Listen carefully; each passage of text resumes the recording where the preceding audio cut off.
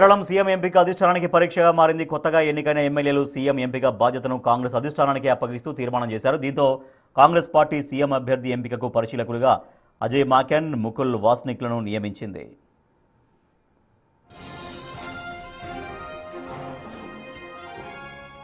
ఎమ్మెల్యేలు, ఎంపీలు, మాజీ ఎంపీలు మిత్రపక్షాలతో సమావేశమైన పరిశీలకులు అందరి అభిప్రాయాలను స్వీకరించి అధిష్టానానికి నివేదిక సమర్పించారు.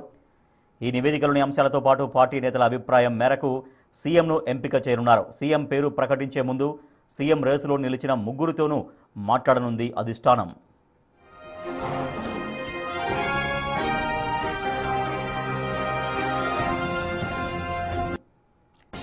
పార్టీ ఎమ్మెల్యేలో ఎక్కువ మంది ఏఐసీసీ ప్రధాన కార్యదర్శి కేసీ వేణుగోపాల్ వైపు మొగ్గు చూపగా, గత శాసనసభలో విపక్ష నేతగా వ్యవహరించిన సీనియర్ నేత విడి సతీశన్ పేరు క్షేత్రస్థాయిలో ఎక్కువగా వినిపిస్తోంది. మరో కీలక నేత రమేష్ చెన్నితల పేరు కూడా పరిశీలనలో ఉంది. ఈ క్రమంలో కాంగ్రెస్ పార్టీ హైకమాండ్ సీఎంగా ఎవరిని ఎంపిక చేస్తుంది అన్నది ఆసక్తికరంగా మారింది.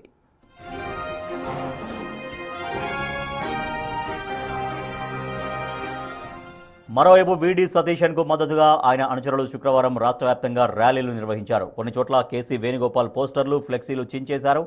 దీనిపై కాంగ్రెస్ పార్టీకి ఫిర్యాదులందాయి. కేసీ వేణుగోపాల్ మద్దతుదారులు సైతం కొన్ని చోట్ల ప్రదర్శనలు నిర్వహించారు.